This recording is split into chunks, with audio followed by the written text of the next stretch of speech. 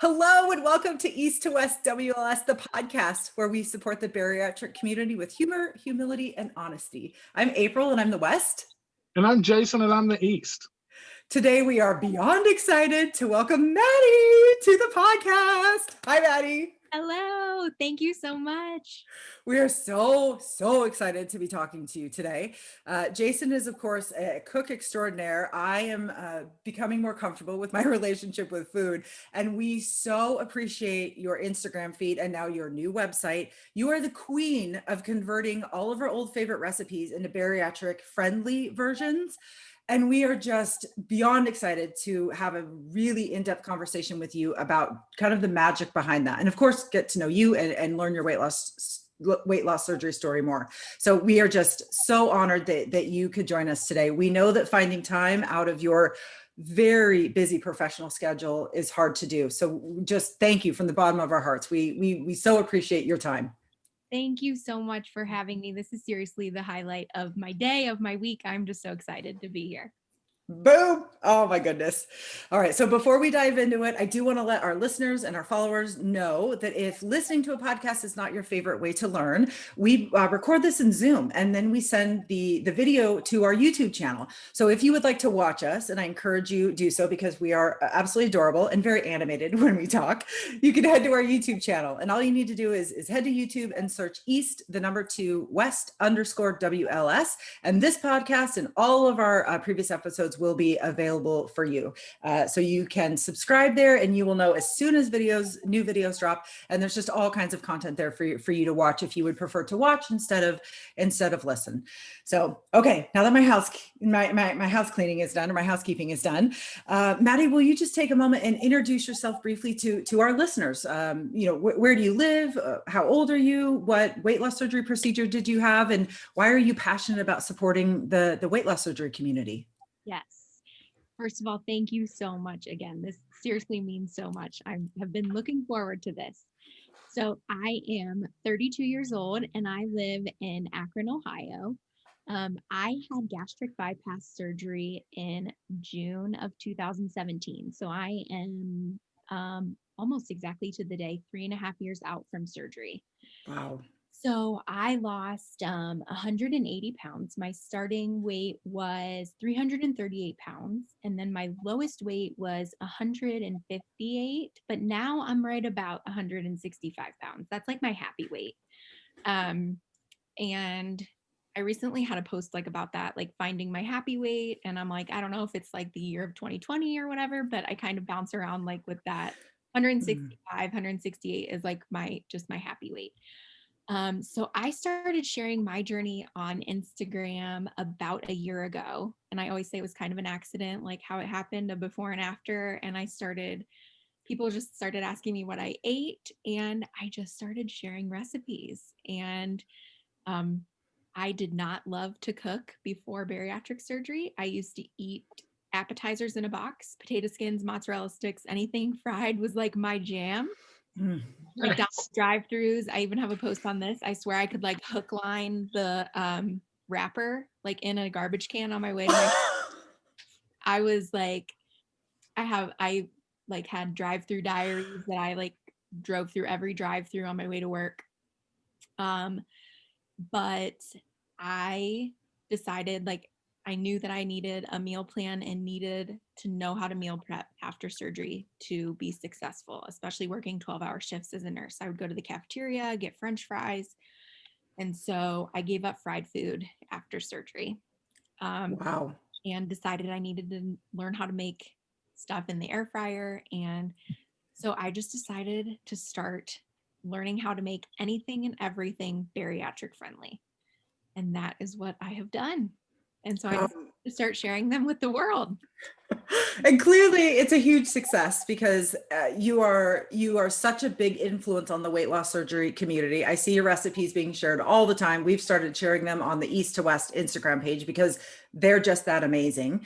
And for me personally, what makes them so transformational is that they're so simple. And these little tweaks that you suggest making is what turns it to maybe like what would be considered an old favorite into a new, healthier version that we can enjoy and not worry about busting out of our macros or going down a not so great road when it comes to food items.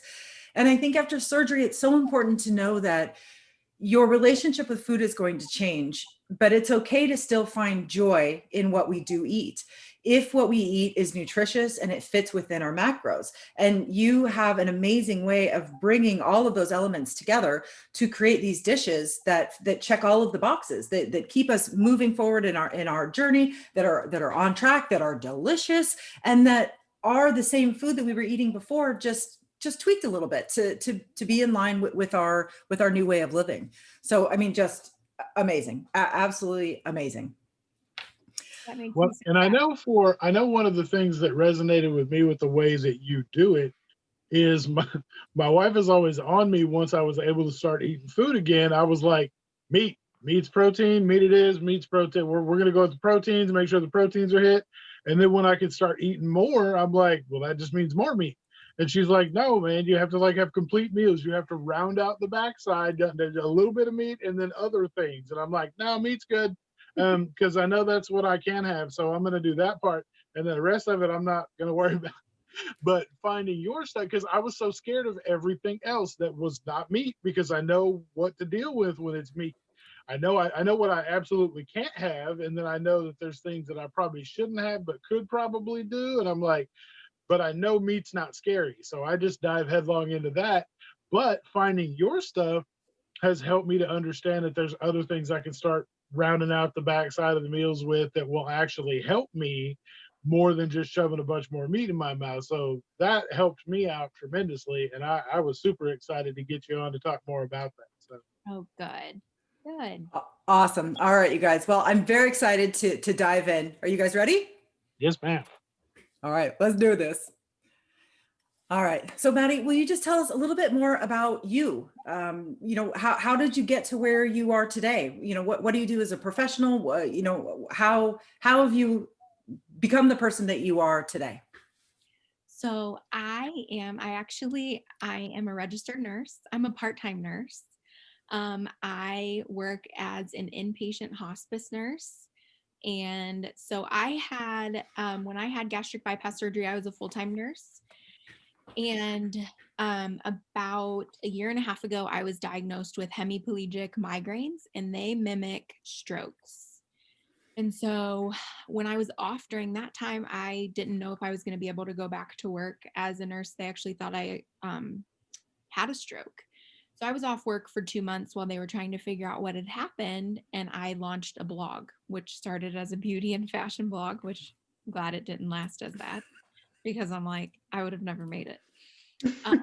But my episodes got worse. And so when I launched that little blog, it was just a little like side thing. A few months later, I decided to go part-time as a nurse because my 12-hour shifts were just too long and my episodes were triggered by late shifts and stress at work. And so I went to 3 8-hour shifts instead. And then lo and behold, like I do my blog now as like a little side, now full-time thing, and my part-time nurse job is my part-time job. So those are my two different little professional things that I have going on. Personal life, I live with my parents. Everybody always knows that because I show my mom and dad my dad mostly. My dad is my official taste tester, but he's a very bad taste tester because he loves everything. I could give him anything and he would love it. So he's not the best taste tester. So I live with my parents. I have ever since I was born. I've never moved out, which everybody always thinks is so funny too. I dated briefly, like after weight loss surgery, and met some like amazing people, and then insert 2020 and who wants to date a nurse during a pandemic? Like nobody, because I have cooties. Like, so, and that's like everybody always asks, like, are you dating? I'm like, not this year. So I'm single. And yeah, that is me in a nutshell. I love baseball. Baseball is one of my absolute favorite things ever. That was one of my Oh, decisions to have weight loss surgery. Was I had a hard time fitting into a baseball stadium seat. So that was like an aha moment for me. oh my gosh. I would have never, when you said, baseball had something to do with it, that was not where my brain went at all. But now that you've said that, I remember having to jam myself in the seats at Safeco or in the seats at the Clink here in Seattle. And that was not a pleasant experience. I mean, I remember having to sit like this with your friends and trying not to constantly roll over onto them. I used to Oh, dread going to the baseball stadium, and that is like my happy place. That is the first place that I will go when I'm able to. In 2021, I'm going to be doing the most at the stadium, and um, that was like the story of the stadium seat. I have like a whole post on it because oh, I was like dreading going because I knew that people around me were going to be cramped, and I yeah. knew that it wasn't going to be fun for them or for me. Hmm. And so I actually, this is so sad that I know this, but in the club seats, the seats are actually bigger. So I knew that I wanted to sit in club seats because the seats were bigger and they could fit Hmm. me better. So, and I knew too, it was painful to go to the stadium because it was such a long walk from, the where we parked to the where we were sitting, and Hmm. my favorite thing to do in the entire world, there was not as much joy in it. So, And it's so heartbreaking when you come to the realization of just how much your weight is impacting your life and the joy in our lives. I think I worked really hard to maybe not pretend, but to like fight past those feelings and to just say, well, despite it, that's fine. I'm still doing these things in my life and I'm still accomplishing things and my weight doesn't matter. But it does, because the world is not made for larger people. It's not designed for that. It doesn't cater to them. And I think it can be a real struggle because, the body positivity movement is real and it is meaningful. But at the same time, if you're not happy in your own skin, if you don't recognize your own body, or if you don't feel like you are fitting in to the world as you believe you should be, then something has to be done. You have to make a change. And weight loss surgery for all three of us and many of us is the tool that we were looking for, that allows us to live our lives at a healthy weight. And I so appreciate you talking about your happy weight, not your ideal weight, because so many of us go into this thinking like, oh, I'm going to weigh this much. And we might get there, but we were miserable, and we're miserable living there, and we were miserable getting down there. And our bodies are really going to tell us what's the right weight for us if we listen to them. And that can be hard because it's normally not a number that it's not our goal weight. It's usually higher, but it's coming to peace with what our bodies want and how we are, what feels normal for us to show up with, or to show up in the world with. And it's so refreshing to hear you say, like, I've been lower, but this is my happy weight and this is where I strive to stay. And I think that's a message that people need to hear. They need to know that that's okay and that's normal. yeah. And I think about that number all the time. Every time I get on the scale, I think about that number. And it's just because I'm human and I know that that was my lowest weight. And I know that if I exercised an hour and a half or 2 hours a day, I could get back down to that weight, but I don't want to do that every day. Like, Exactly. I'm busy and I'm tired. Yeah. And I'm Yeah. like, I don't want to exercise an hour and a half a day. I want to enjoy a cookie with the neighbor kids and run Mhm. outside with them. And I can still do that at 165 pounds. I don't need to lose 7 more pounds. No. Plain and Nope. simple. And I don't want to be a prisoner to the treadmill. I move my body, I'm active, and I'm happy. Oh my gosh. 100%. Yeah, no, that resonated with me as well when you said that, because so many people put a number where they're fascinated or just obsessed with a number, and they try and try and try, and then they get down on themselves, and then more often than not, you see people sliding the other way away from the number because they can't keep up with the pressure that they put on themselves, let alone them thinking, well, now I've told everybody this is the weight I've got to get to, so now the pressure's on double because I'm pressuring myself, and now they're all expecting me to be down there, and then it's this. And there's some of those double-edged swords that come with sharing so much of your journey Yeah. that you know, you don't stop and think about people are going to cut you way more slack than you're going to cut yourself. Absolutely. Nobody's sitting there going, yeah, but you said you were going to get down to 140. What happened to that? Like 2 posts ago on last Tuesday, you said, and you can be like, yeah, guess what? I lied. Yep. Yep. Like, And I purposely leave that down 180 pounds in my bio so that I can tell people I lost 180 pounds, but Mhm. because I have heard a lot of other people talk about this too now, and I'm really happy that it's being talked about because there's a lot of things in this community that we need to normalize because there's a lot of people that are putting that pressure on themselves that your lowest weight is the weight you're supposed to stay at.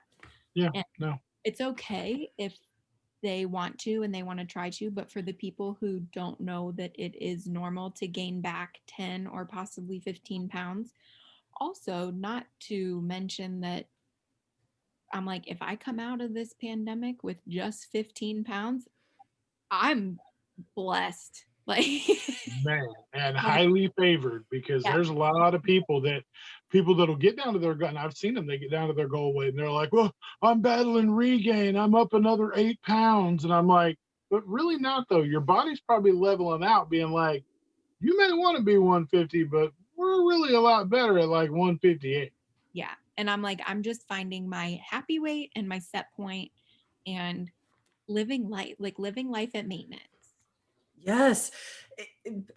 So much of what you said, Jason, I always say this, it so resonates with us because you, to weigh a certain weight, you're really going to have to go above and beyond. And if you can't commit to that for the rest of your life, and if you're not going to be happy committing that to the rest of your life, then you're almost in the danger zone of going back in the opposite direction, right? So if you just listen to your body, if you do what feels right and that's sustainable for you, you're going to land at a low weight that you can maintain for the rest of your life. But if you're constantly battling that lower number, it doesn't end well. That's where people get into the danger zone, right? Because then I'm too low and I'm doing too much and I'm hyper focusing on this. It's almost like you've transferred your addiction, to food, your addiction or dependence to food, to exercise or something that you really can take in a bad direction. So I've done that before, like in high school where I did oh, tons of running and trying to get ready and be a certain size for prom or what, like, so mhm. it can be really dangerous. It can be. And I did want to ask you about that. What is your weight story? Were you always a heavier person? Did it come on at a certain time? Or yeah, I mean, what contributed to your larger weight? I was actually the first time that I was considered overweight or obese, I was 5. So I was 5 years old. Wow. And my parents have both always been, I think that my dad definitely has the potential to be overweight if he did not exercise a ton. And my dad is totally okay with me saying this. My dad's a recovering alcoholic. He's very active in the program of AA. And I definitely have like an addictive personality. Like I'm always stocking up on stuff. My parents are always like, you buy in bulk. And I'm like, yeah, you guys weren't complaining when 2020 started and I had 4 deodorants, but, but I buy everything in bulk. And so, but my mom is very small. And so I think I just, but I've always really been drawn to like the unhealthy foods. If there was like 5 foods in front of me, I picked the highest fat, the highest carb, fried food, deep fried food. Like I love it. Pizza, anything deep fried is my jam. So that was just like a trigger food for me. So all through, I tried Adkins, I tried Weight Watchers, Jenny Craig, hypnotism. The last thing that I actually tried was I was on phentermine, and then in conjunction with phentermine, I was on Victoza and Saxenda, the injections. I was never diabetic, and I never had any health problems related to my weight, but they did try me on the injections, which made me so sick. And then when I couldn't fit into the stadium seat, it was the year that the Cleveland Indians were in the playoffs, and we went to a playoff game, and I just had this realization, like, I can't do this anymore. I can barely walk. I'm working 12-hour shifts as a nurse. My feet, the whole next day, my feet are throbbing. And I made an appointment with a bariatric surgeon for a consultation. And I prayed and prayed and prayed about it. And I talked to a few friends, just like told them, what I was thinking, and talked to my family. And everyone was so supportive of my decision. And that was in October of 2016. And then I had the surgery in June. So I've always battled with my weight, but I would do, crazy crash diets, diet pills. Even I landed in the hospital in high school from starvation and dehydration. Oh my God. I lost like 70 pounds in high school from running and just like starving myself, like just crazy crash diets, yo-yo weight up and down my whole life. I would do anything to lose weight, and then I would regain all of it plus more. Well, it's such an exhausting cycle. And I think a lot of us get tricked into thinking that as long as we're trying something or doing something or we're participating in sports, we're a good fat person. We're not a bad fat person, right? Because we know that we're carrying some extra weight, but look at all the things that I'm doing to, to not be this way. But I think the piece that was always missing is that we were always equally dependent on food in many different capacities to help us get through the bad times. So even though we were trying really hard over here, this wasn't actually giving us what we needed, which was working on our dependence or our addiction to food, right? And food, as we were just talking about earlier in an earlier episode, it's not the food of the 1800s or it's not the food of the 1900s. It's genetically engineered to be the most addictive substance on earth. Sugar is 1,000 times more addictive than heroin. It's the most refined product in the world. I think I say this now like every podcast episode because people need to know that we offer all this help and all this support to people who are addicted to drugs or alcohol or shopping or porn or gambling, right? There's all this support. But when it comes to food, well, how could you be addicted to food? You need food to survive. You just need to eat less. But it's the exact same thing. It's engineered to be the most addictive substance in the world. And as soon as our brains make that connection between I'm suffering, how do I get out of suffering? And it's food, you're a goner. I mean, no matter what you do, Jenny Craig, Weight Watchers, Atkins, pills, all that kind of stuff, it does not combat what the actual issue is. And it's frustrating to know that this is how this is dealt with in our society.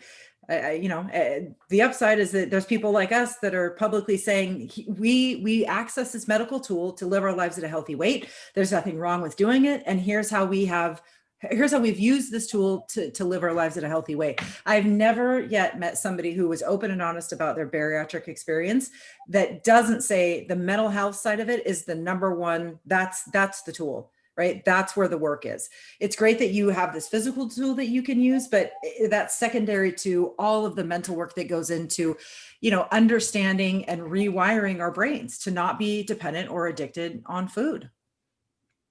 Well, and it's like, one of the things, Maddie, you said that you've always been addicted to the worst types of food, or you've been drawn to those foods. I've always been the same way, the highest fat, the fried, whatever it is.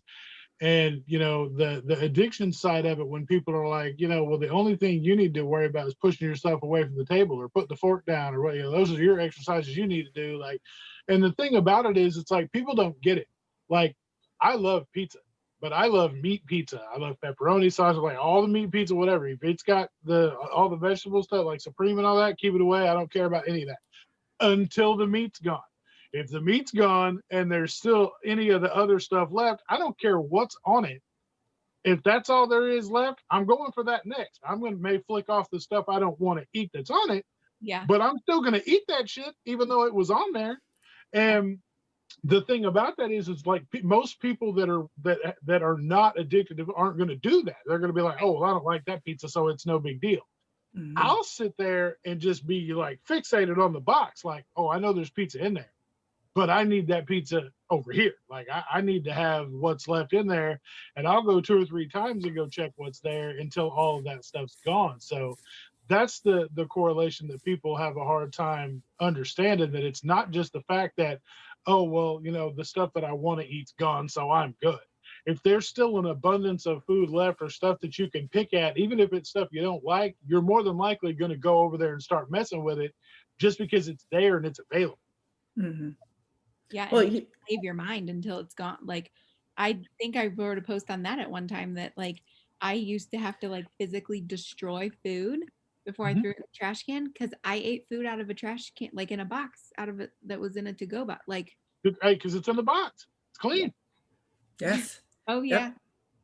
Well, and you just can't explain that to people until you're on, I think, this side of weight loss surgery, because it's just not rational. It doesn't make sense. But addiction does make sense. That's why humans are wired to kind of, right? We're wired to go A to B in the quickest route. And our quickest way out of suffering is whatever we have associated with that release. You know, it would be like going to a heroin addict and saying, well, you can only have half a dose of heroin. That's it. No, that's not how that works, right? It's like or an alcoholic, you can have half a drink and then that's it. That's not how it works. And for some reason, society has not recognized food addiction, food dependence, the way that it recognizes these other things that humans can be dependent on. But thankfully, we found a tool that helps us, right? Gives us a little leg up against our food battles. And clearly, you have been very successful in that. You have maintained your weight for 2.5 to 3 years now, or a little bit longer. So, what are some of your keys to maintaining your weight? What have you found really helps you? One of the number one things is that, and I shared this recently too, is that once I wrapped my mind around this, I felt so at ease that food is not going anywhere. So, like, I will always think of this when I'm eating anything, whether it's, like sometimes I'll have a treat meal or whatever with my friends at work and we'll get like a calzone, I don't know, whatever it is. And I'll think that place is open 7 days a week. I can order that next week if I really want it. I can't give this to the starving children. They're not here next to me. It's not going anywhere. It's not going to get up and grow legs and walk away. It's going to be available to me. So I don't need to eat another bite. Once I like I can go tomorrow and buy the Doritos or whatever food it is. Mm-hmm. Like, I don't need to overeat it. I can go back to Target and buy another bag tomorrow.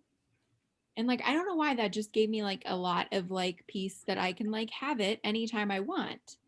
And a lot of times too, I think like, you know, it's just very accessible.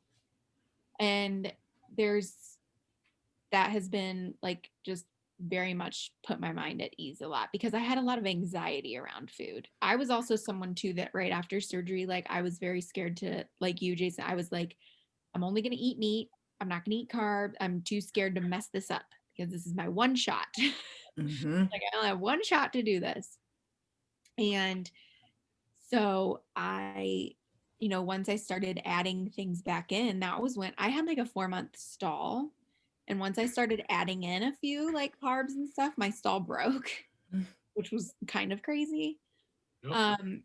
But I think too, realizing that this is like, I'm in this for like the long haul and realizing like this has to be maintainable and I can't live on, just egg whites and spinach, making it and adding other things into my recipes that are family friendly that I can make for my entire family.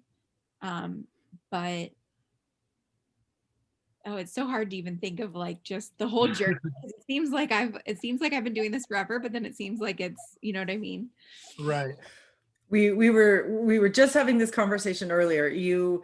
I think, we reach a point in our recovery and we think like, okay, like things are normal. And then something else shifts or we learn something new or a new piece kind of like falls into place. And then it's almost like we're starting over again. But every time we learn something new, we're just growing a little bit larger. We're, in our understanding and growing in our capacity to live our lives forever at a healthy weight, right? Like for me, I lived at an unhealthy weight for 30 something years.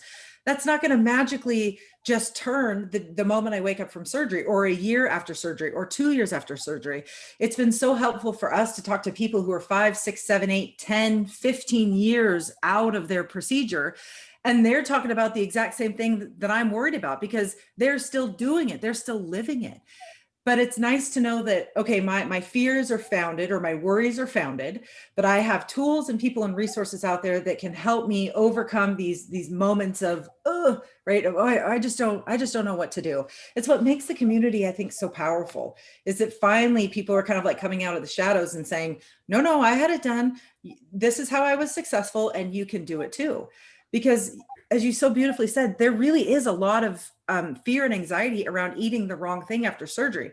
I just went through this huge thing. I don't want to mess it up, but I messed it up before because I ate all the things that I'm still wanting to eat. I mean, you're just like panicked almost about it.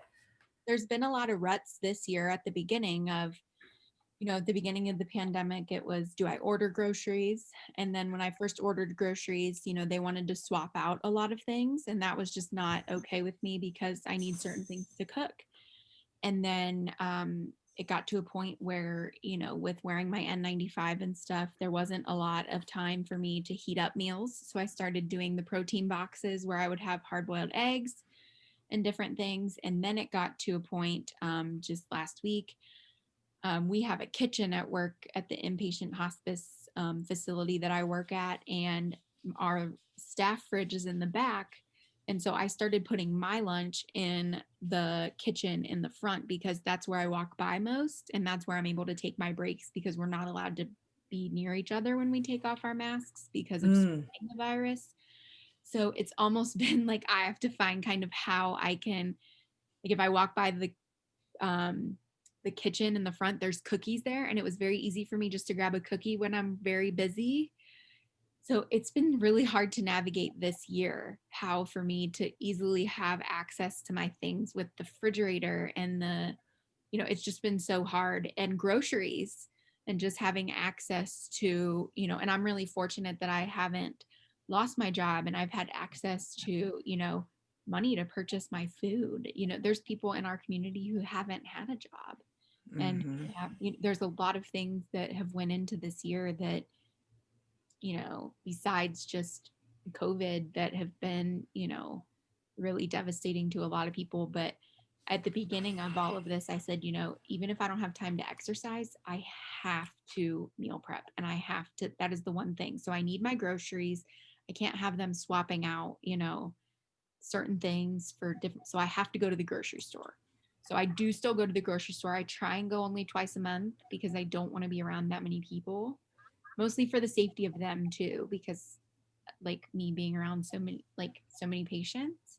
But it's just been kind of like I have to navigate that too. So that's been a little bit difficult, but we're making it. Yeah, I told April that I've had to kind of adjust that myself, because I got into a little issue where I was going to the store to pick up some things, and I started buying like crackers and Cheez-Its and stuff, because I'm horrible with that. I will go to town. Yeah. And my wife was laughing at me because I'm talking about how I can't eat rice or noodles, because she'll talk about cooking something. I'm like, that has rice in it. I can't eat rice. So no, I'm not going to eat those noodles. Are you crazy? And she's like, what are those crackers? And I'm like, I mean, well, yeah, but that's not noodles. Like, that's not rice. Like, rice are like carbs. These are different. Like, these are crackers. And it's only a little bowl, and it's only kind of a bowl, and it's all, and she's just looking at me like, right. Keep telling yourself that. Like, I'm going to make this with this rice. And I'm like, well, I'm not going to eat it. And she's like, so don't eat it. And I'm like, fine, I won't. I'll just eat my chicken. And she's like, okay. It's been like a really hard year. And like, there are some times where they'll order us dinner and I will just have some. And then there's some other times where I'm like, I ate that the other night and I didn't feel good after. So I'm going to eat the lunch I've had. Like, and that's the biggest thing, is moderation. And that is what I have found with this year, has been moderation. And that is, sometimes I don't like that word, because it's like, I feel like us as bariatric patients aren't very good at that word. No, we're really not. We are really like, not. We're trying. I feel like if I knew moderation, I wouldn't have gotten this boat in the first place. but with our tool, we're able to better understand and be able to utilize moderation because of our tool. Yes, definitely. Well, and your recipes really, to me, speak to how you really have kind of mastered moderation, because these are, these are recipes from meals that we used to enjoy before surgery, and you have found a way to make them fit within with our new macros, right? Fit within our new life. So in a way, to me, that is moderation, right? It's not saying like, well, not all things from our past are bad, but we do need to make changes going forward if we want to find success. And moderation is how people who don't have a problem with weight live. People who are, appear to be a healthy weight, they're having a cookie every now and then, they're enjoying a candy bar, or they're having some Doritos, they're having pizza or alcoholic beverages. They just do so in moderation. So in a way, that is normal. That is what we aspire to. And your recipes, your creativeness in the kitchen is what helps us learn that. It's just another tool in our toolbox. And there are certain things I keep on hand all the time, like all the time in my kitchen. I do not get low on them. So yeah, so that's really what we're excited to talk to you about today. So what do you do in the kitchen to create these meals, or what do you always have on hand? What is your go-to when a craving strikes and you think, okay, I don't want to do that, but I can do this. Yeah, there's just like, what are all your tools and your tips and tricks? So what I always have on hand for wraps are our low carb wrap, the ones that have the higher fiber, the Mission Carb Balance, or they have the Aldi ones that you can find. They also have those little street taco ones that are the whole wheat street taco ones are my favorite for wraps. Mm-hmm. They are starting now to make for bread, as far as bread. They are starting to make keto bread at different places, Costco, Aldi, and I'm trying to find some other places. I'm going to try and get together a big blog post on all of this type of stuff and different retailers across the US. That would be awesome. Yes. Yes, because my Costco was selling the Franz, the keto bread. Yes. Is that yeah, and it's perfect. I mean, it's a great substitute if you just want a sandwich. Yep. Are amazing. Yeah. And so I'm trying to get together a list of different things and get together like a big blog post, just so that the community can have it all together for wherever, because it's so hard with like Kroger, Fred Meyer, and like I'm not super familiar with all of those with Ohio. As far as sugar substitutes, people can use pretty much anything. I love Splenda. Some people don't love Splenda. I like Splenda, stevia, anything that you like. They also have that one brand that has the brown sugar and the Oh, yes. What is that brand? I know what you're talking about. Yeah, they have a brown sugar substitute. and a confectioner sugar. I always is it Swerve? Is that what it's called? Swerve, or yeah. That's amazing. So I always have that kind of stuff on hand for swapping out any type of sugar. Carb Quick, which is like my favorite. Dude, you posted about that the other day. I had never heard of it. And I was like, what is this? That is just because it's in so many of your recipes. It is. And it's like it's fiber. And I've had dietitians and nutritionists look it over. It is a carbulose fiber. And I have a box for each of you guys to send you guys. So I'll mail it to you. Thank you. Oh my Thank you gosh. so much. 3 pound box. I Two miss new carbs. pancakes something fierce. I know that. I know. Sausage I took biscuit them. gravy you can make with this. I have a recipe for that. So on the inside of Oh, the box is a bunch, and then I have a website with tons of recipes that you guys can make a bunch. Pizza that's crust. awesome. Because I have two. I have my granddaughters live with me. They're 2 and 4, and they are forever asking Pop to make them pancakes, and I have to make hundreds and hundreds of pancakes and just watch them eat them. And I'm like, I found this like 2 years ago. I randomly stumbled upon it and I love it. And I like can't find like an Instagram for them or anything. wow. I'm gonna Ooh, have I to think, do more deep diving but I have you guys some because it is oh, good and everybody has to try it. I love it. Oh, my favorite, they have a cheddar cheese biscuit recipe. I have a recipe for that. And it's like Red Lobster cheddar bay biscuits. So easy. It's like 4 or 5 ingredients. Oh my Oh, God. Like it. well, and the other thing that is so amazing about your recipe, so I have your website pulled up. Everybody needs to check out our website. It's foodfitnessbeauty.com, and I'm just on the recipe section. What I so appreciate about your recipes is that they're basically one pagers. It's not heavy on the ingredients. It's not heavy on like crazy stuff, and it's very simple. And yet it's delicious. It's such nutritious and delicious food. And so when I had like my graphic designers make it, I didn't want them to be heavy on the ink. You can download it so you don't have to print it, and just so it saves to your phone or your computer. And then there's a little area for you to write notes, like if it was too salty, too sweet, if you want to substitute stuff. So it's just really user friendly, and I just want it to be easy for you guys to use. And yeah, it was just what my heart wanted to create in 2020. Like it was, oh, it's like, I keep looking at it and I cannot believe that it is like my little space, and it is just the biggest like labor of love that I am so happy to spread with the world.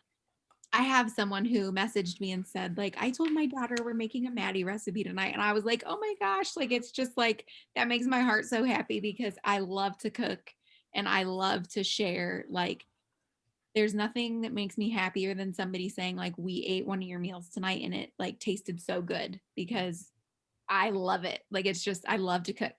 So, and I want it to be like good for the family. I take food over to my neighbors all the time, like the little neighbor kids, and they even like most of it, and they're picky little things. Well, yeah, looking at these recipes, I mean, cheeseburger soup, zucchini bites, no bake protein bars, pizza chaffles, mini chicken pot pie bites. Yeah, I mean, they're just like easy, and they're honestly like, I made all of them up like myself, and those are ones that I've made up since I had surgery, and they're just like stuff that I just like home cooked kind of meals that I just like yes. share. Well, now So- you're going to be part of the lexicon with Maddie meals. It's going to be the thing. It's everybody's going to be like, hey, I had a Maddie meal and it was amazing. Like, that's so awesome.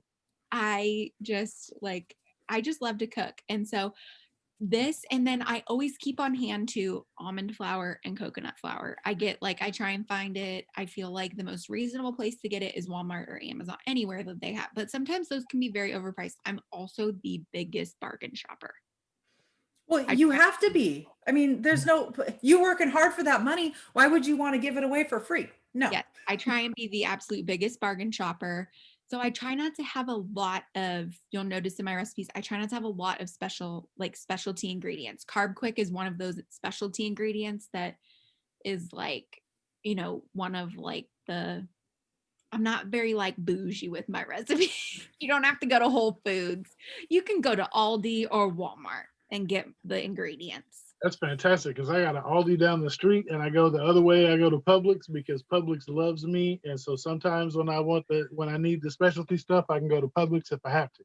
Yes, like sugar-free relish is one of have you guys had sugar-free relish with the Splenda? You can make tartar sauce with it. That is my jam. Mm-hmm. So they have it at Publix, because I had someone message me and I looked up the brand they had at Publix. So it's made with Splenda, and you can mix it with light mayo. So like, I just think of like all these different ways. You could also take regular relish and you could put Splenda in it and mix with light mayo and make like a baked cod and have like fish with tartar sauce. Like, nice. if you guys have any recipes or have one, just message me and I will tear it apart for you. Yes. Dude, it is amazing, because again, I keep saying this, so I'm sorry, but what makes this so powerful, or what makes what you're doing so amazing, is that no matter where you are in the United States or where you're at in the world, and no matter, whatever your access is to food, right? Food security is an issue. The cost of food, all that type of thing plays into our success after bariatric surgery. And if we have go-to recipes that are affordable and available anywhere, no matter where we live, we have, excuse my pun, a recipe for success, because not only is the food that you're eating affordable and accessible, it's nutritious, it fits within your macros, Everybody in your family is going to enjoy it. Everybody can eat the same thing. And it's a common place for us to come together as a family or as a community, because food is a part of the human experience. We can't take it out. I got to a very dark place a couple months after surgery. I swore off food. I said, F it, I'm done. I'm going to live off protein shakes. I don't need this, because it was so frustrating and it brought up so much anxiety. But a huge part of my identity is entertaining and being social, and that involves food. I love to, I love to entertain. I love to set a beautiful table. So I had to come up with a way to create or to restore a healthy relationship with food. And my gateway was a woman named Terry Turter. She founded No Crumbs Left, but her philosophy is very, very similar to yours. It's marvelous. It's everyday food made marvelous. And just by these little tools, these little tweaks, these little things that I didn't know exist, the chemistry of food comes together and creates this amazing dining experience that transcends the act of eating. Right? It's connecting to family, it's connecting to friends, it's feeding my body and feeling my body, being thankful for the nutrition that I'm giving it. Because before surgery, food was pleasure, food was numbing out, food was a drug. And I really didn't care if it tasted outside of a certain flavor profile. I'm just consuming this because I need some relief. But now that's not the case at all. Now I'm actually enjoying food because of how it tastes, and the nutrition, and the texture, and the smell, and the chemistry. There's so much more that goes into it than just the act of eating. And your recipes bring all of those things together beautifully. I think too, a lot of times people think that they need all of like the fancy brand name things to succeed. And it's, you really don't. You can get some canned vegetables and honestly, some canned chicken and mix it together and have a protein filled meal. Like, and that's really super important right now at a time when so many families are struggling. And that's why I always tell people, if they're having trouble with, coming up with meals, and if they're struggling with money and they need to come up with a way to come up with affordable meals, to message me and tell me kind of what their budget is and the things that they like. And I can kind of help them come up with some ways that they can access things, that, because you don't need a $3 protein bar, and you don't need, like, you do not need that kind of stuff. Those are nice to grab and go. I honestly, my favorite protein bar is the Nature Valley. You can get a box for Mm, $3 for 5 or 6 of them. I get them at like Target or Giant Eagle, and they have like, they're decent. They're 10 grams of protein. I keep those in my locker because I'm a bargain shopper. But I mean, there's so many things, and it's nice to treat yourself if you're able to, but there's right now there's a lot of people who need really affordable options. yes. And the other thing that's important, which you were kind of alluding to, it's nice to have these grab and go options when we're in a rush or when we're short on time. But I always think of those options as, that's not real food. I mean, it is food, but it's processed. And we're not going to get the same nutritional bang for our buck by always going to the processed food. So I think to have a really balanced, recovery and a balanced nutritional profile after surgery, you really need to access both options. You need whole ingredient, real food cooking and leftovers and meals. And then you do need those grab and go quick options, because in the moment, if we're needing something and we're panicked, if we have those grab and go options, we're going to do that instead of the drive through. We're going to do that instead of stopping by the convenience store. And the more times that we can make the healthier choice, the more that just becomes our habit. And the further along in our recovery we can go. Yeah. So what do you do when you need, you're dying for some comfort food and you want it to be aligned to your bariatric needs? What do you do? What's your process for taking an old favorite recipe and converting it to a bariatrically friendly one? Oh my goodness. So what I will do is I will grab a recipe. A lot of times too, I feel like I'll combine like multiple of them. Like sometimes I'll look on Pinterest and I'll see like, as far as like deviled eggs or I've been on an egg kick. I feel like the eggs like perfect food. That's a perfect food that is so reasonable. You can throw it, boil them. But I'll kind of look around and see. And if you'll notice, a lot of my recipes, instead of having like a quarter teaspoon or they're all like half 1, 1, 1. They're super like basic leveled off, like Mhm. 1, 1, 1, 1. Mhm. So I will look. Oh, I have one. That's what I did with the apple crisp. I have Oh, on there as we far as shared that.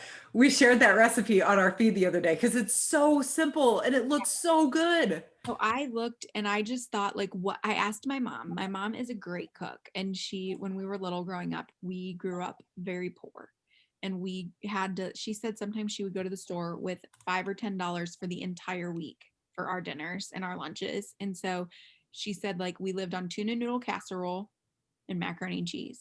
And so we ate a lot of apple crisp. So I said, Mom, how did you make it? And she said, butter. And so I said, like, so I'm thinking in my head, like, okay, I would need brown sugar, I would need oats, I would need butter and apples. So I'm like, well, I have that Swerve brown sugar. So I just am always thinking what I could do to like substitute. And so instead of I also think too, if I'm going to use something that's really fattening in a recipe, like I'm going to make it really low sugar. Or if I'm going to use something that has a little bit of sugar, like apples, I'm going to use something that has like regular sugar. Or natural sugar. I'm going to use maybe a little bit lower fat of something. I don't know where I got that idea, but I'm like, just so it's not higher fat and higher natural sugar. Or I'm just gonna have a smaller amount because it's filling. Like I can only Yes. eat a little bit of that. And again, it's your magic word. It's moderation. Yes, it's just moderation. And sometimes that's just a really nice treat. I can usually eat like about a half a cup of that and I'll take it to work for like a nice little treat or whatever. And sometimes that's great with Cool Whip. Mm. And Yes. it's like a Well, dessert. and especially with this recipe. So yeah, I just pulled it up on your website. It's 3 apples, a half a stick of butter, a half a cup of Swerve brown sugar, and 1 cup of oats, right? And oats are nutritious. Apples are great. Butter, okay. That's not a huge amount of butter at all, considering, what it's making. And then the brown sugar. And what I really appreciate about a recipe like this is that if I was serving this, let's say at a dinner party, or if I was making it for my husband and I could easily prepare this in a single serve ramekin. And then I have my own private dessert that's just built for me. And I don't need to worry about eating too much or too less because I've served myself up.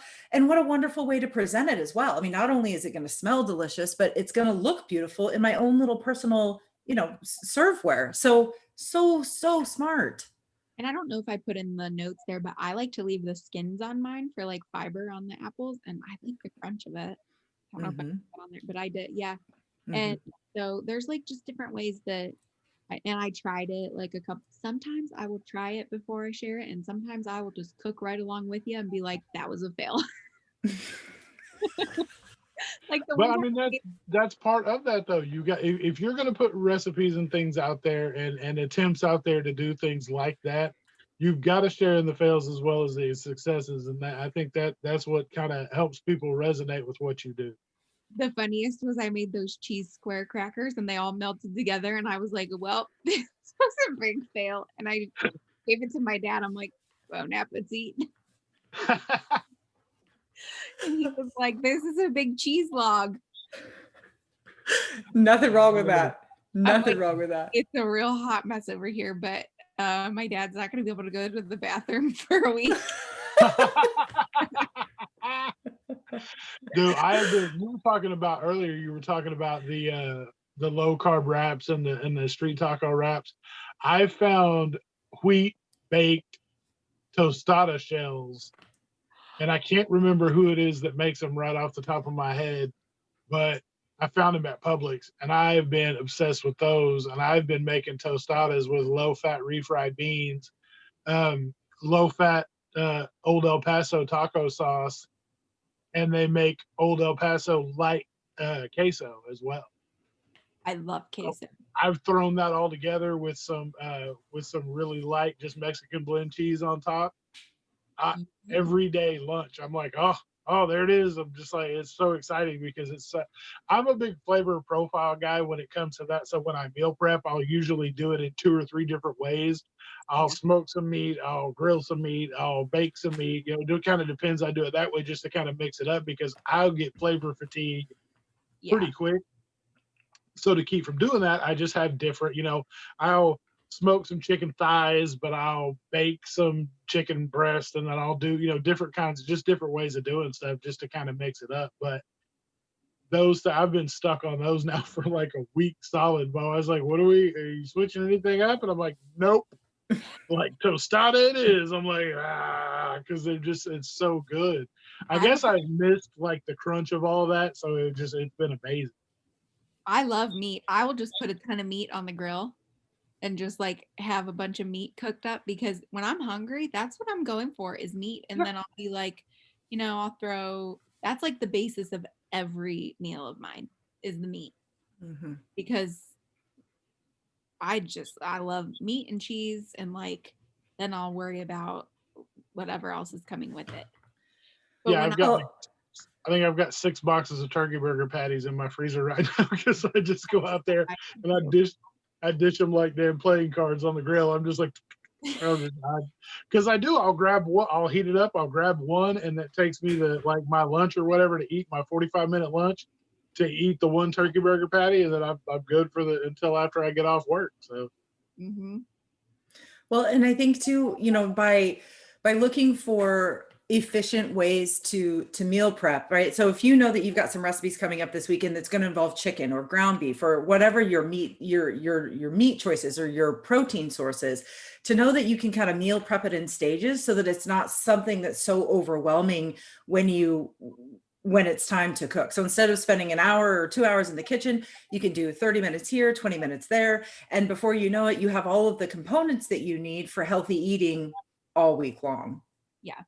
I think too, if I know that I'm going to make something creamy and I want to make something creamy, I'll think, I want to have some light Greek yogurt on hand and use that as a substitute instead of, some of these other creamier recipes want to call for just straight half and half or call for just straight regular sour cream. So that's another really good swap that I'll use. Another swap that I will use sometimes instead of butter, which I'm on the fence sometimes about this, is you can actually use unsweetened applesauce, or that's the ones instead of oil, instead of straight oil. But sometimes oil is not awful, like if you want to use extra virgin olive oil. But if you are wanting, there's like so many good swaps that I can just make. I'll tend to use the oil if it's a little bit lesser of an amount. I love the Neufchâtel cream cheese. You will see that that's like a huge thing that I use. It has a little bit more protein and a little bit less fat than regular cream cheese. I have that on hand, always 5 or 6 blocks. I use cheese in moderation. Like I'll use, I feel like too, if I'm using a cup of cheese in something that's going to feed 8 people, that's only 2 tablespoons per person. So it's not like a huge amount. I know like my one of my best friends, he's always like, you eat so much cheese. And I'm like, nobody asked you. It's actually my ex-boy, like he's one of my best friends, but I'm like, nobody asked you. He's always like, I'm like, my triglycerides are 80. I'm like, so you don't have to worry about it. But I always tell people, I always tell people, like I always tell people too, and I posted about this the other day, I never want anyone to think that I'm trying to take the place of a dietitian, like sharing my recipes. And I never want anyone to think, that I'm trying to, because I'm not a dietitian. I'm just sharing what worked for me, and healthy, family friendly recipes that are easy to, they work really great in conjunction with a meal plan. They're not a meal plan. That's why I don't ever put calories or macros on mine, because I don't count those. I just eat mindfully and intuitively and listen to my body, because that is what has worked for me, because I have such a long history of very disordered eating. And I knew that if I continued to track every little thing, that I would get so obsessed with it and get back on that track that I was on in high school. And it led me to a very dangerous situation in which I regained all of it plus more. So. Right. And I think so many people struggle with that. I mean, people struggle with tracking in general for, just the most basic of reasons. But then when you know that that tracking would cause you to go down a road that's not healthy for you, you really do have to find this land of balance between I'm only going to eat things that are approved on my plan or that I know are bariatric friendly, but I need to eat them in moderation. And that can be a tricky, that can be a tricky place to find for some people, but to know that it's possible, and clearly you're doing it, you've found great success and you've maintained your weight for a very long time by using, the tools and tips that you shared with us today. I think it gives a lot of hope to people to know that they don't have to do this a certain way, that they can really look in the community, they can see everybody else's weight loss surgery success recipes, and you can pull pieces from everybody's recipe to create your own. Because that's really, that's all that you're doing here. That's what we're all trying to do. We're all trying to see, okay, how is everybody doing this? What makes sense for me, or what calls to me, or what seems like it would be a good fit? And then you have to try it and make tweaks as you go. Because I'm sure, I was just thinking about this, I can pick any one of these recipes and make it one time.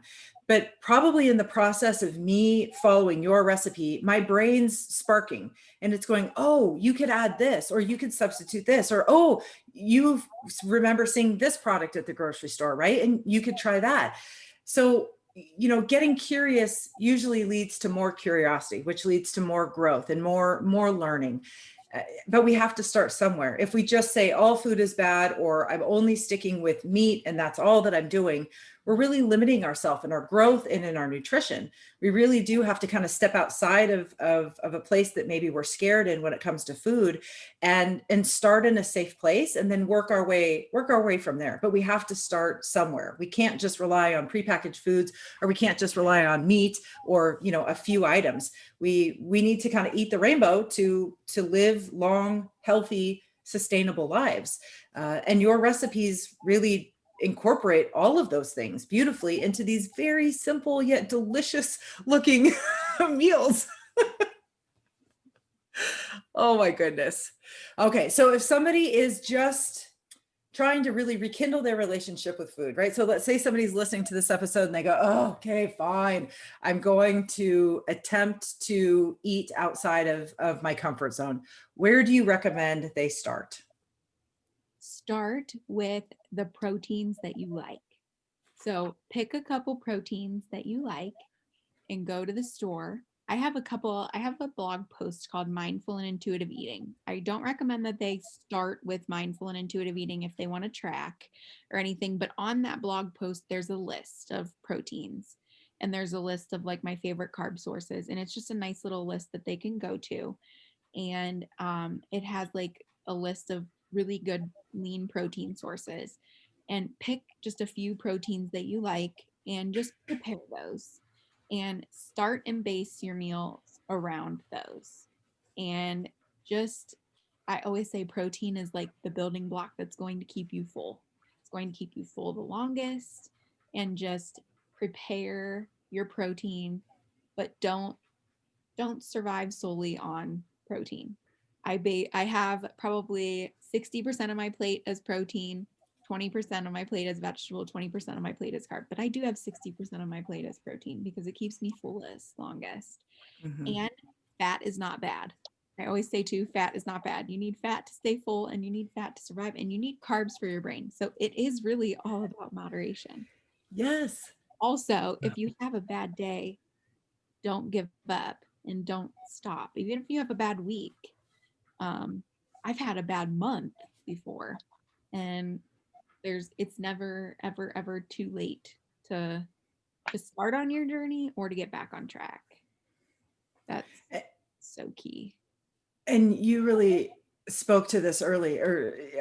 When you said, I was on a long stall, and when you get to that place, you just kind of have to mix things up a little bit. And sometimes mixing up what you're eating, mixing up your movement, mixing up your mindset, just allowing your brain to kind of think in areas that you weren't before is all that's needed to really kind of kickstart something new and to get you moving in a direction that's going to help you break that stall, or help you move past, whatever roadblock happens to be in your way. It's really kind of key to finding success, and to just be okay with trying something new. Give it a whirl. If you're just starting, start small. You don't have to meal prep for 7 days. You don't have to meal prep for 3 days. Meal prep just your lunch for tomorrow. Start small and just see how you like it. It really is so nice. I love having my meals prepared for, a day for the next day of work. I love having meat prepared in the fridge for when I'm hungry. Like for today for lunch, I had turkey hot dogs and a piece of turkey bacon that was already heated up. I popped it in the microwave and that was lunch. I didn't even have to think about it. So start small. Small little changes can like completely catapult into big results.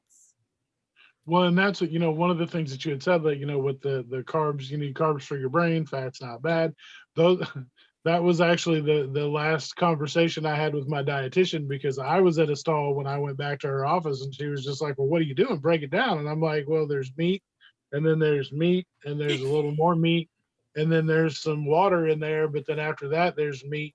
And then she's like, well, what else are you doing? I was like, meat Yeah. stuff, meat stuff. And she's like, well, you need these other things to break, that's why you're in a stall. Your body's only going to react to this for so long. Then you have to mix it up. You have to throw that stuff in there. And I'm like, well, man, I guess I could give it a shot.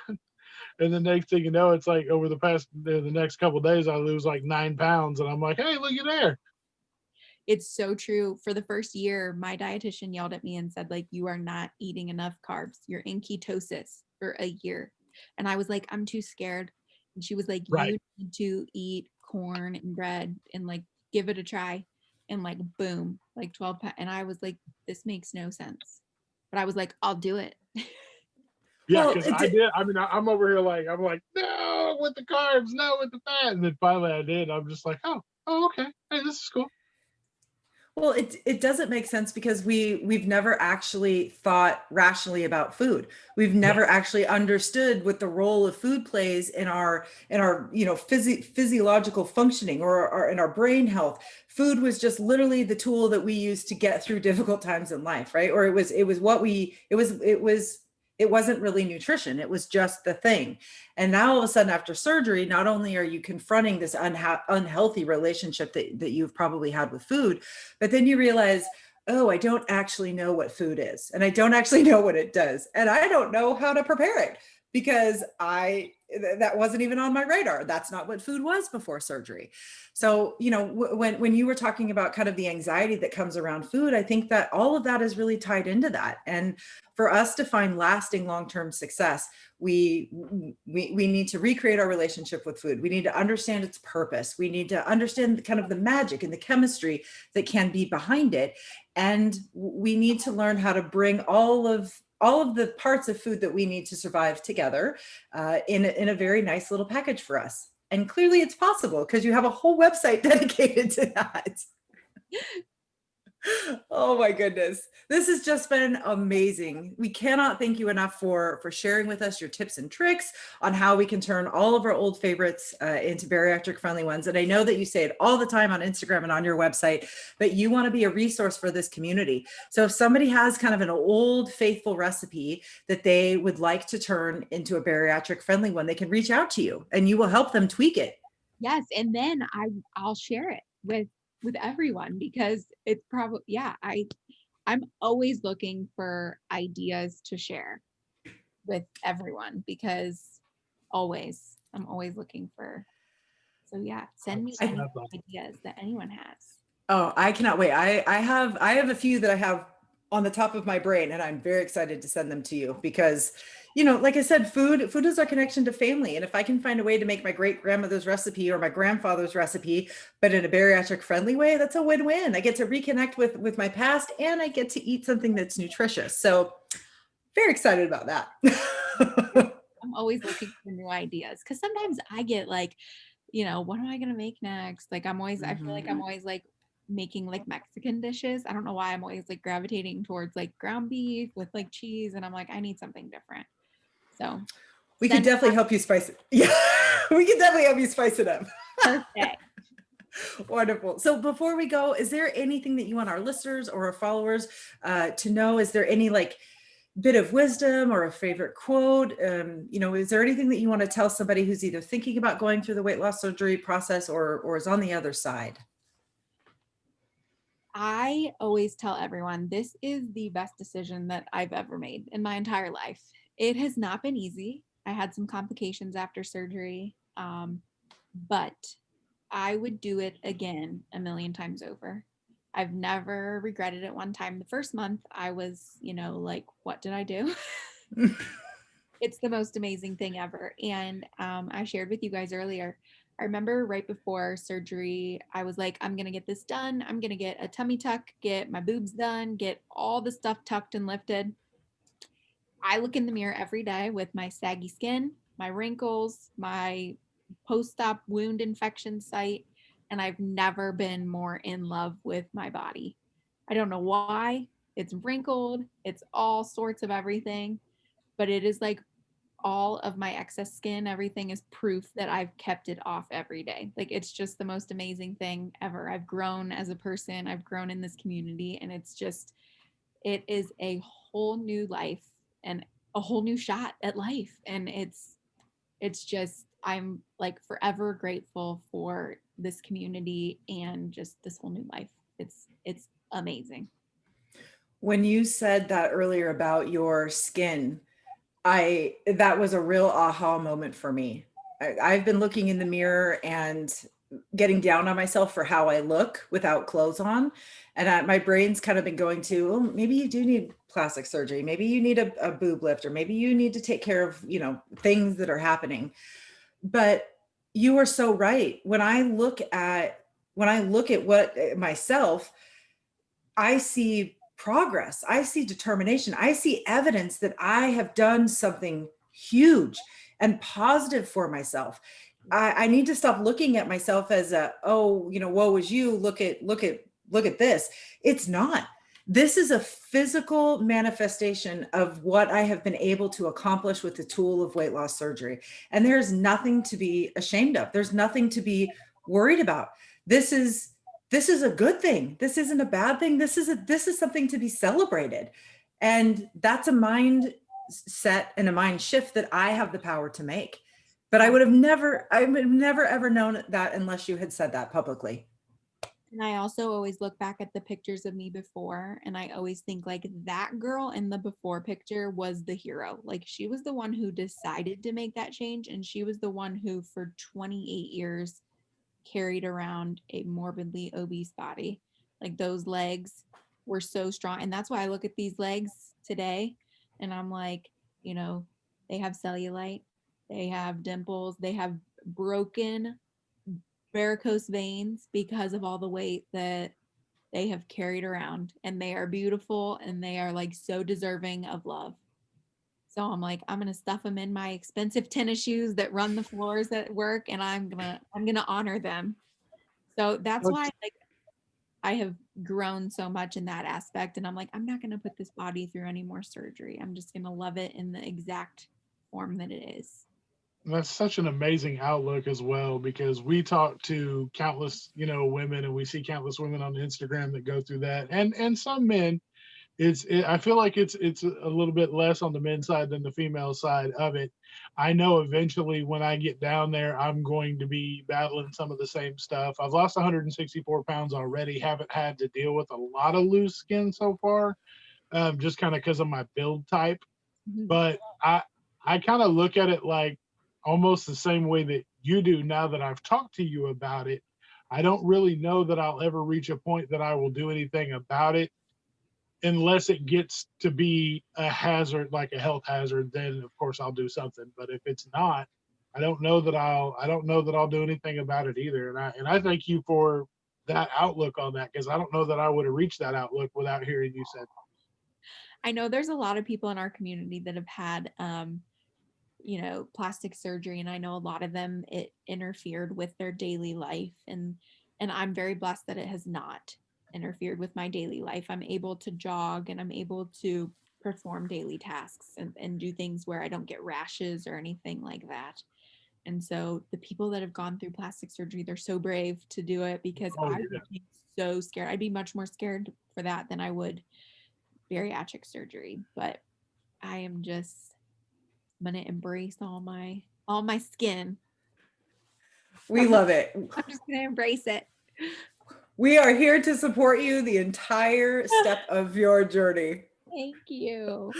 Oh my gosh, Maddie, we cannot we cannot thank you enough for joining us. Your insights and your wisdom and your honesty is so appreciated by us. It's appreciated by everybody in this community. We know how much of an influence you make on people's lives, and we just thank you for continuing to be that ray of light, that source of hope, that place of inspiration, because everybody needs it every now and then, and it takes a lot of energy and a lot of effort to create what you have created. So we applaud you and we thank you for that. And thank you guys so much. This has just been the absolute best Monday. The best way to start. Woohoo! We're so glad that we could be a part of it with you. So please do follow Maddie on Instagram. Her page is phenomenal. You can find her at Maddie, Maddie 5088. And you can also visit her on her amazing website, which is foodfitnessandbeauty.com, all one word. And the recipes, you guys, are amazing. And we didn't even get into the other stuff that she enjoys talking about on that website, which is beauty and fashion, which she is also an expert in. So if you're looking for anything in those three categories, we highly recommend that you check out our website. Just amazing. All right, Jason, you want to take us out? Yes, ma'am. Maddie, once again, thank you so much from the bottom of our hearts for being here. You've been an amazing, amazing guest. We couldn't think of a better way to start our Monday either, so we appreciate that. Everybody that's been supporting us since, for forever, liking the show, sharing the show, helping us spread the word. We can't thank you guys enough. The support is well appreciated. We're going to keep doing what we're doing because you guys are allowing us to do that, and we can't thank you guys enough as well. And at the end of all of this, just remember that you've got this and we've got you, and we'll see you next time. Awesome. Thank you so much, you guys. See you soon. Bye-bye.